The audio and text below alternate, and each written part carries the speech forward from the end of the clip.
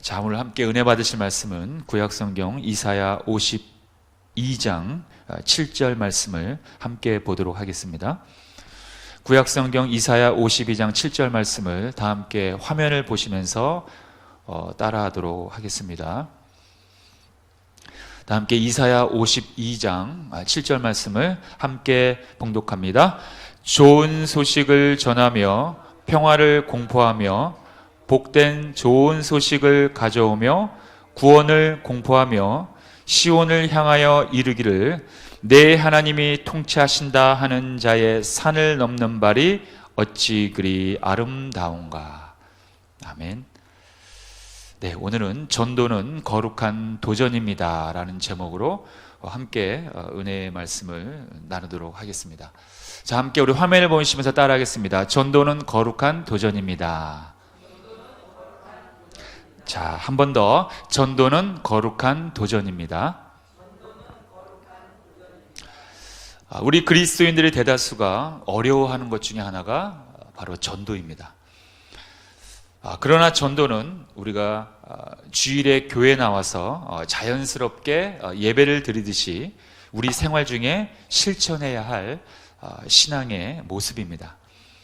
물론 지금 시대에 있어서 전도가 과거만큼 그렇게 쉬운 것은 아닙니다만 분명히 우리가 해야 할 이유가 있다면, 명분이 있다면 우리는 전도는 우리의 삶과 함께 동행해야 한다는 것입니다. 그렇다면 먼저 우리가 왜 전도를 불편해할까요? 우리 그리스도인들이 전도를 힘들게 여기거나 또는 어렵게 느껴지거나 불편해하는 그 이유가 있습니다.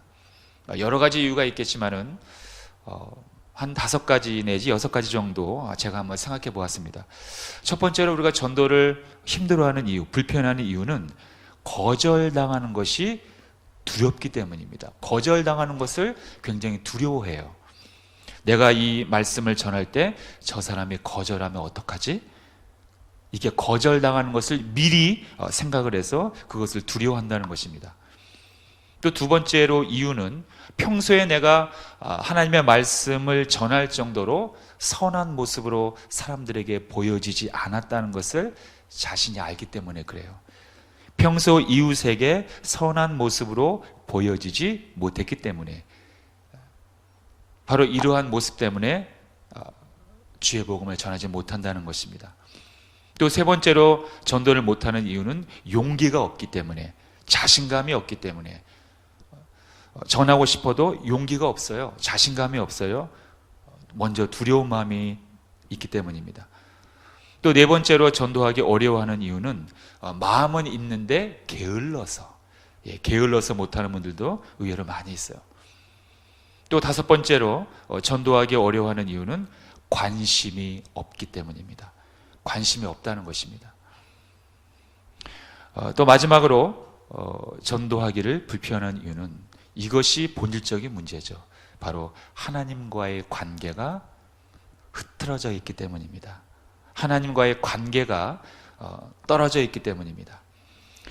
바로 이러한 6가지의 이유로 우리가 전도함이 참 어렵다라고 이 설교를 준비하면서 그러한 마음이 들었습니다. 하지만 그럼에도 불구하고 우리 인생에 거룩한 도전이 있다면 그것은 바로 전도라는 것입니다. 그래서 오늘은 제가 이러한 거룩한 우리 인생의 도전, 우리가 전도를 해야만 하는 분명한 이유에 대해서 몇 가지 나눠보도록 하겠습니다. 우리가 거룩한 도전인 이 전도를 해야만 하는 첫 번째 분명한 이유가 있습니다. 그것은 바로 하나님이 가장 기뻐하시는 일이기 때문입니다. 자, 우리가 회사에서 일을 할 때, 여러분들도 대부분 회사에 다니시는 분, 직장에 다니시는 분들이 많은데, 그 직장에서 일을 할 때 그 직장에서, 그 회사에서 지침하는 대로 일을 해야지, 아무리 열심히 일을 한다고 해서 그 회사에서 내려진 그 지침대로, 지시한 내용으로 일을 하지 않고 엉뚱한 방향으로 내가 열심히 일을 한다면 그것은 아무런 의미가 없는 것입니다. 그래서 일을 할 때는 그 방향성이 반드시 중요하고, 그 방향성을 정해주는 그러한 절대적인 가치관이나 기준이 아주 필요하고 중요하다는 것입니다. 그래서 우리는 그 일을 할 때 그 일을 지시하는 사람의 말을 우리를 잘 경청하고 우리는 기억해야 한다는 것입니다. 그리고 그 오너가 무엇을 말하고자 하는지 그 마음을, 그 뜻을 우리는 잘 살펴봐야 합니다. 그렇기 때문에 우리는 교회도 마찬가지입니다. 그것을 정해주는 그 리더자의 뜻에 따라 일을 해야 우리가 정상적으로 우리가 잘 달려갈 수가 있다는 것입니다. 마찬가지로 우리가 신앙생활을 할 때 하나님이 원하시고 하나님이 가장 기뻐하시는 일이 무엇인지 그 뜻을 알고 행하는 것이 첫 번째로 중요하다는 것입니다. 이것을 우리가 이해하지 못한다면 그냥 내 열심으로만 신앙생활을 한다는 것입니다. 아무리 열심으로 신앙생활을 한다고 해도 그것이 하나님이 원하시지 않는 것 또는 하나님이 기뻐하지 않는 일이라면 그것을 깨달았을 때 우리는 과감히 내려놓아야 합니다. 그런데 우리 주위에는 가끔 인본주의적인 생각으로 이러한 것들을 내려놓지 못하는 분들이 가끔 있다는 것입니다. 인간적인 마음으로 신앙생활을 하면 매우 위험합니다. 왜냐하면 인본주의적인 생각들 속에는 타락한 인간의 본성으로 인해서 결국에는 넘어지기 쉽기 때문입니다. 아니, 쉬운 것이 아니라 100% 넘어집니다. 그렇다면 하나님이 원하시고 하나님이 가장 기뻐하시는 일은 과연 무엇일까요? 누가복음 15장 3절과 7절을 제가 읽어드리겠습니다. 예수께서 그들에게 이 비유로 이르시되 너희 중에 어떤 사람이 양 100마리가 있는데 그 중에 하나를 잃으면 99마리를 들에 두고 그 잃은 것을 찾아내기까지 찾아다니지 아니하겠느냐. 또 찾아낸즉 즐거워 어깨에 메고 집에 와서 그 벗과 이웃을 불러 모으고 말하되 나와 함께 즐기자 나의 잃은 양을 찾아내었노라 하리라. 내가 너희에게 이르노니 이와 같이 죄인 한 사람이 회개하면 하늘에서는 회개할 것 없는 의인 99으로 말미암아 기뻐하는 것보다 더 하리라. 이렇게 하나님은 잃어버린 영혼들에게 관심이 있으시고 잃어버린 영혼들을 찾으실 때 어떻게 한다고요? 가장 기뻐하십니다. 어느 정도로 기뻐하시냐?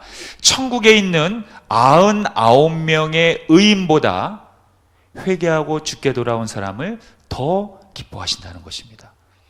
이미 천국에 가 있는 99명의 의인보다 이 땅에 있는 지옥으로 가야 할 그 하나의 영혼이 회개하고 다시 죽게로 돌아오는 그 상황을, 그 역사를 하나님은 더 기뻐하신다는 것입니다.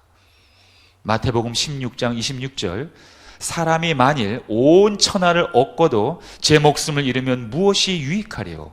사람이 무엇을 주고 제 목숨과 바꾸겠느냐? 하나님의 관심은 잃어버린 생명에 있습니다.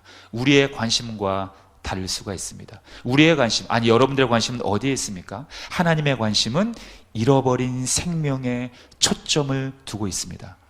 그러므로 우리는 잃어버린 생명을 하나님의 자녀로 다시 돌이키는 일에 당연히 힘써야 하는 것입니다. 그래서 하나님의 가장 기뻐하시는 일은 그의 독생자 예수 그리스도를 믿음으로 우리에게 생명을 주시는 것입니다. 요한일서 4장 9절 하나님의 사랑이 우리에게 이렇게 나타난 바 되었으니 하나님이 자기의 독생자를 세상에 보내심은 그로 말미암아 우리를 살리려 하심이라. 네, 우리 사람은요, 인간은 자신이 그 사랑하는 사람을 바라보며 살 때가 가장 행복한 겁니다. 그리고 사랑의 대상이 기뻐하는 일을 하며 살 때 우리는 더더욱더 엔돌핀이 쌓이는 것입니다. 그렇다면 우리가 행복하게 사는 법이 자연스럽게 나옵니다. 또 반면에 우리들이 행복하지 못하고 불행하게 사는 이유도 자연스럽게 나오는 것입니다. 내가 내 뜻대로 살면 행복해야 하는데 그것이 우리의 공식인 줄 알았는데 사실 그렇지 못합니다. 내가 내 뜻대로 살아도 우리는 불행하고 공허합니다. 돈이 많으면 행복할 줄 알았는데 아니었어요. 과학이 발전하면 행복할 줄 알았는데 그것이 아니었어요. 2000년대가 오면 많은 사람들이 더 행복하고 더 범죄가 없어지고 우리나라가 더 잘 살고 부자가 될 줄 알았는데, 더 한마음이 될 줄 알았는데, 과학이 발전하고 제도가 발전하고 복지가 발전하면 더 사람들이 행복할 줄 알았는데, 그렇지 않다는 것은 우리의 삶이 현재 증명하고 있습니다. 이유는 무엇일까요? 정작 사랑해야 할 사람을 우리는 사랑하지 못하고 정작 사랑하는 사람이 기뻐하는 일을 하지 못하기 때문에 우리는 지금 불행 앞에 놓여 있는 것입니다. 다시 하나님 앞으로 돌아와서 하나님의 가장 기뻐하시는 일에 우리가 삶을 드려야 할 줄로 믿습니다, 여러분. 네, 하나님의 가장 기뻐하시는 일, 그 일에 여러분들의 인생을 투자하신다면, 여러분들의 가치관을 그곳에 두신다면 그동안 여러분들이 잃어버렸던 본질적인 행복을 여러분들은 다시 회복할 줄로 믿습니다. 자, 두 번째로 거룩한 도전인 우리가 전도를 해야만 이유가 있습니다. 그것은 바로 예수님의 지상 최대의 명령이기 때문입니다. 성경은 이렇게 말씀하고 있습니다. 마가복음 16장 15절을 보니까 또 이르시되 너희는 온 천하에 다니며 만민에게 복음을 전파하라. 사도행전 1장 8절 오직 성령이 너희에게 임하시면 너희가 권능을 받고 예루살렘과 온 유대와 사마리아와 땅끝까지 이르러 내 증인이 되리라.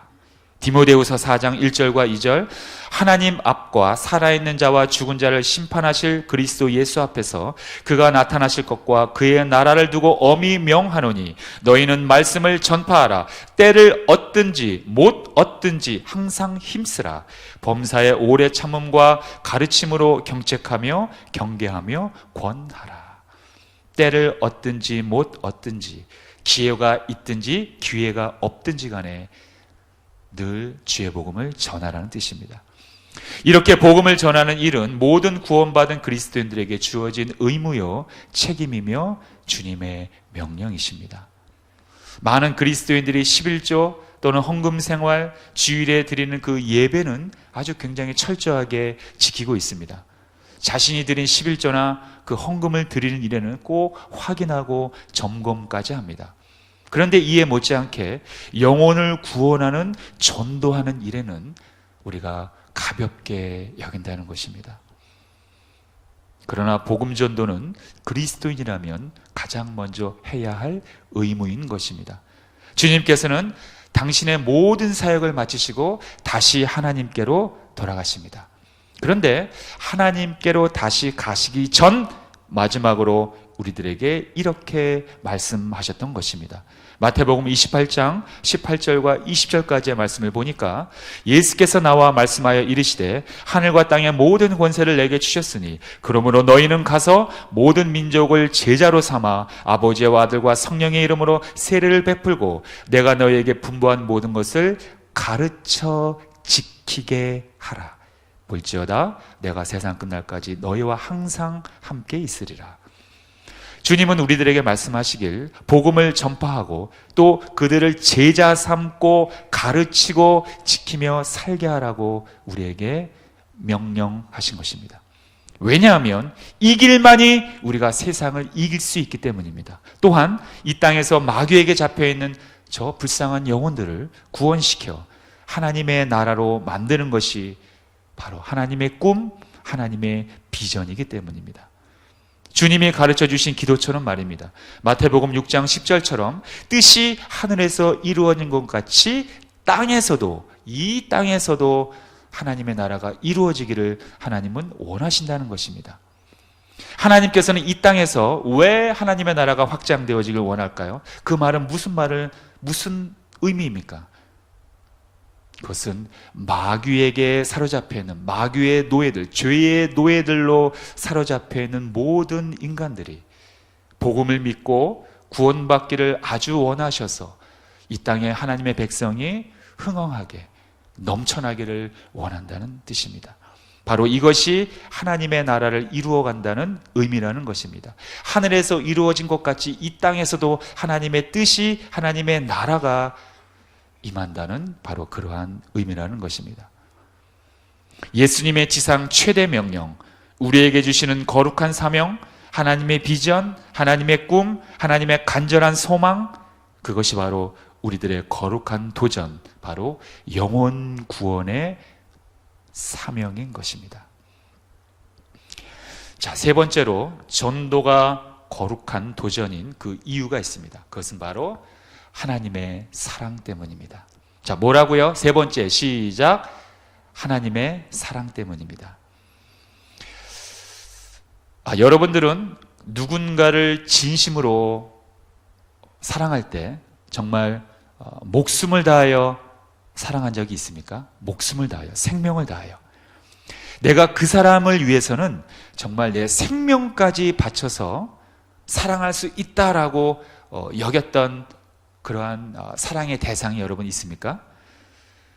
그리고 실제 그 사람을 위해서 목숨을 바친 적이 여러분들 있습니까? 물론 목숨을 바쳤다면 지금 이 자리에 못 계시겠지만, 그런데 만약에 여러분들이 그 사람을 위해서 생명을 바쳤다면 그 사랑이 이루어졌을까요? 그런데 뉴스를 보면 우리 주위에 가끔 그 이성을 위해서, 배우자를 위해서 자신의 그 하나밖에 없는 생명을 버리는 사람들이 가끔 있습니다. 있기는 있습니다. 그런데 그 사랑은 그 사람이 죽음으로 인해서 그냥 끝이 나는 거예요. 그 죽은 사람은 자신의 사랑을 표현하기 위해서, 사랑의 영원성을 위해서 죽는다고 하는데 실제로는 그 사랑이 이루어지는 건 아닙니다. 왜냐하면 그 사랑이 죽었기 때문입니다. 죽었던 사람이 다시 살아난다면 사랑이 완전하게 이루어질 수 있겠죠. 그러나 우리는 사랑을 위해서 죽는다고는 하지만 실제 죽었던 사람이 다시 살아나지 못하기 때문에 그 사랑은 완전히 이루어질 수가 없는 것입니다. 영국의 작가 셰익스피어가 1597년에 발표한 이 시대의 위대한 시곡이 하나 있습니다. 여러분들 다 아시죠? 로미오와 줄리엣입니다. 로미오와 줄리엣이라는 이 시곡은 영화, 연극, 뮤지컬, 너무나 다양한 장르로서 지금 이 시대까지 공연을 펼치고 있는 그러한 시곡입니다. 내용은 여러분들이 다 알고 계시겠지만 혹시 모르는 분들이 있다면 정리해서 짧게 말씀을 드리자면, 또 알더라도 너무나 오래됐기 때문에 또 기억이 가물가물 하시는 분들이 있다면, 그 로미오와 줄리엣은 그 가면 무도회에서 서로 처음 만나게 됩니다. 이때 서로를 발견했을 때 마음을 빼앗깁니다. 한마디로 첫눈에 반한 것이죠. 그래서 로미오와 줄리엣은 서로 사랑하는 사이가 됩니다. 그런데 집안의 반대로 인해서 둘은 사랑하지 못하게 됩니다. 그리고 줄리엣은 정략 결혼을 강제로 하게 됩니다. 이에 줄리엣은 계획을 세웁니다. 어떤 계획이냐? 일시적으로 죽은 것처럼 생명의 활동이 멈춰지는 그러한 신비스러운 약을 어떤 신부님으로부터 구하게 됩니다. 그래서 그 약을 먹게 되면 가사 상태로 있게 되는 것입니다. 그렇지만 보는 사람들은 마치 죽은 것처럼, 자살한 것처럼 알게 되기 때문에 그 약을 통해서 자살로 위장해서 하루 동안 가사 상태로 있게 됩니다. 줄리엣은 자신이 죽게 되면 정략 결혼은 파괴되고, 그리고 자신은 다시 깨어나서 로미오와 멀리 도망가서 살 계획이었던 것입니다. 마침내 줄리엣은 계획대로 약을 먹게 되고 가사 상태가 됩니다. 죽은 줄 알고 가족들은 역시 계획했던 대로 정략 결혼은 파괴되고 장례를 치르게 됩니다. 그러나 이 계획을 원래는 편지로 받았어야 하는 로미오가 편지를 못 받게 되고, 이 상황을 모른 채 줄리엣이 죽었다는 소식을 접하게 되고 줄리엣에게로 찾아가게 됩니다. 그리고 줄리엣의 그 죽음 앞에서 로미오는 그만 그 슬픔을 이기지 못하고 자살을 하게 됩니다. 그리고 로미오가 죽자 마침 잠에서 깨어난 줄리엣은 자기 앞에 죽어있는 그 로미오를 발견하고 그만 억장이 무너지고 좌절하여 다시 본인도 진짜로 자살을 하게 되고 결국 로미오와 줄리엣은 둘 다 허망한 죽음을 맞이하게 되는 것이 이 희곡의 엔딩입니다. 여러분, 이 로미오와 줄리엣의 이 줄거리를 오래간만에 들으니까 기분이 좀 어떠십니까? 비록 이 이야기는 셰익스피어의 희곡이지만 무엇을 여러분들 의미합니까? 저는 이렇게 생각했습니다. 우리 인간들의 그 사랑에 대한 열망, 갈망함, 그 갈증을 보여주고 있습니다. 그러나 그 사랑을 완벽하게 이루지 못하는 우리들의 한계, 저는 그 두 가지를 발견했습니다. 사랑에 대한 우리들의 열망, 그러나 그 사랑을 완벽하게 이루지 못하는 우리 인간의 한계, 그걸 너무나 잘 보여주고 있지 않나. 죽음으로 모든 것을 끝내는 그러한 우리 인간의 한계성을 그야말로 잘 나타내고 있는 것이죠. 사랑은 혼자 하는 것이 아니라 둘이 쌍방간에 서로 소통이 이루어져야 사랑이 이루어지는 것입니다. 사랑은 반드시 대상이 있어야 합니다. 그런데 죽으면 그것이 없어지는 것입니다. 그런데 이러한 우리들의 인생과는 다르게 우리를 너무나 사랑해서 목숨을 버리면서까지 우리와의 사랑을 지키신 분이 있고 현재도 존재하고 계십니다. 그분은 로미오와 줄리엣처럼 죽음으로 끝난 것이 아니라 다시 살아나셔서 우리와의 사랑의 관계를 완벽하게 만드시고 현재도 유지하고 계신다는 것입니다. 이것이야말로 완전한 그리고 영원한 사랑인 것입니다. 십자가에서 끔찍하게 매달려 죽기까지 우리를 사랑하신 분, 그러나 다시 부활하신 분, 그분은 누구십니까? 바로 예수 그리스도이십니다. 여러분들은 그 사랑을 체험하고 계십니까? 우리가 배우자나 또는 가족에게 받는 그 사랑만으로도 정말 이 세상을 살아갈 때 큰 힘이 되는데, 그보다도 완전하고 더 깊고 완벽한 주님의 사랑은 얼마나 큰 힘이 되겠습니까? 그 사랑은 우리 인간이 이기지 못하는 죽음까지도 이긴 그 부활의 능력으로 증명되었고, 그리고 그 사랑을 하나님은 아낌없이 우리에게 마음껏 주시고 계신다는 것입니다. 우리는 사랑하는 사람이 생기면 그 사람을 늘 누군가에게 자랑합니다. 자랑하라고 시키지 않아도 우리는 그 사람을 기쁘게 여기기 때문에 많은 사람들에게 자랑하고 꼭 소개시켜 줍니다. 그 사랑하는 사람은 내 자녀가 될 수도 있고, 내 손자, 손녀가 될 수도 있고, 내 배우자가 될 수도 있고 등등 여러 가지 많은 사람들이 될 수가 있어요. 또한 저녁 식탁에 앉아서 우리는 가족의 얼굴을 보며 따뜻한 저녁 식사를 기대하며 우리는 하루의 일과를 견디듯 우리는 사랑하는 가족들을 하루 종일 생각하며 마음으로 의지하고 바라봅니다. 힘이 되기 때문입니다. 심지어는 가족들의 사진 또는 사랑하는 사람들의 사진을 우리는 핸드폰에 넣어놓고 하루 종일 보고 싶을 때 늘 바라봅니다. 자기가 일하는 그 책상에도 가족의 사진 또는 배우자의 사진 또는 사랑하는 사람의 사진을 늘 걸쳐놓고 우리는 힘을 얻습니다. 왜 그럴까요? 이것이 바로 사랑이 사람을, 인간을 움직이는 능력이라는 것입니다. 그렇다면 십자가에서 끔찍하게 매달려 죽으면서까지 우리를 사랑하신 분이 있는데, 그리고 그 완전한 사랑을 위해서 다시 살아나셔서 지금도 우리 안에 거하시는 분이 있는데 우리는 그분을 지금 자랑하고 있습니까? 내 기쁨으로 여기며 살아가고 있냐는 것입니다. 여러분, 부모된 우리들이 자녀를 사랑하는 그 이유가 여러분 무엇이라고 생각합니까? 내 자녀에게는 유독 애착과 그 사랑이 있기 때문입니다. 내 자녀가 사랑해달라고 애원하지 않아도 우리 부모들은 먼저 자녀를 선택하고 사랑합니다. 본능적으로 사랑합니다. 그리고 자녀를 위해서 대가 없는 희생을 치릅니다. 그 자녀가 성장한 뒤에 내가 너를 여태까지 키우는데 얼마가 들었으니까 얼마를 나에게 돌려달라. 이렇게 성인이 된 자녀에게 그동안 들었던 그 소요된 경비를 다시 돌려달라는 부모는 없습니다. 자녀를 사랑하기 때문에 그 희생이 전혀 아깝지가 않은 것입니다. 우리 부모님들은 먼저 자녀를 선택하고 먼저 사랑한 것입니다. 그런데 성경을 보니까 하나님이 먼저 이렇게 하셨던 것입니다.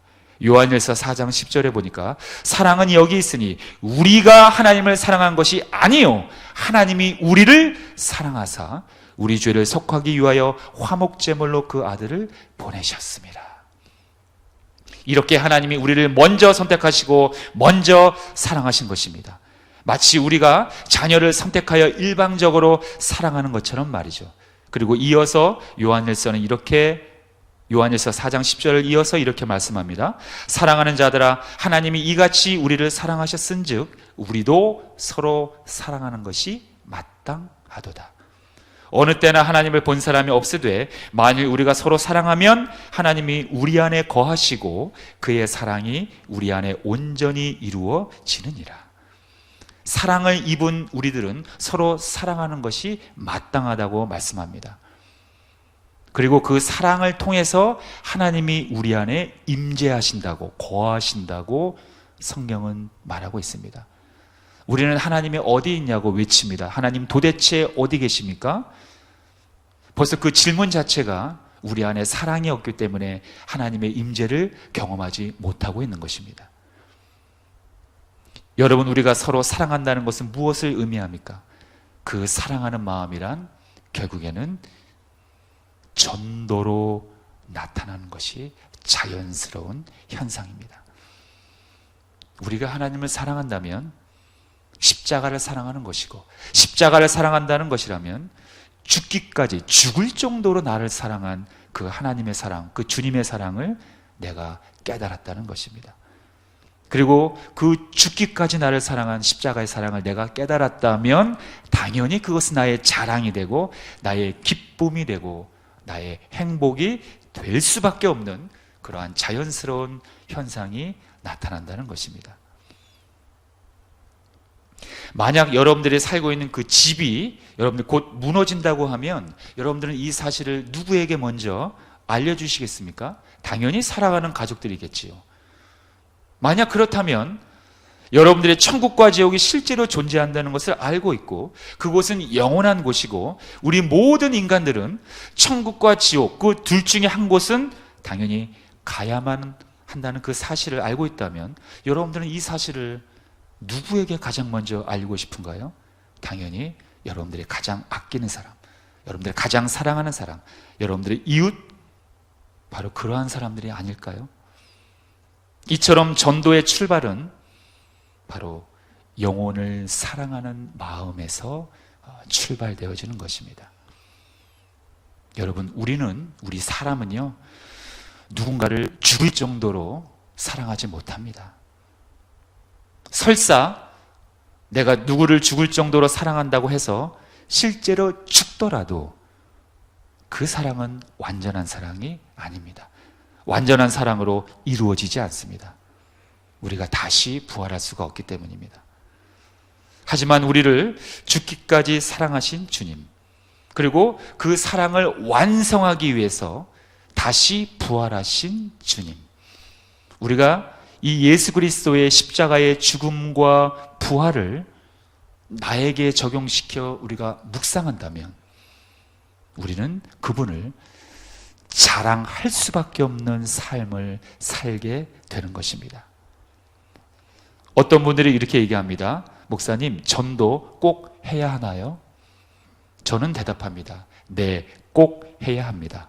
그러나 그것은 율법이 아니요, 하나님의 사랑을 입은 자들이 자연스럽게 삶으로 보여지는 모습입니다.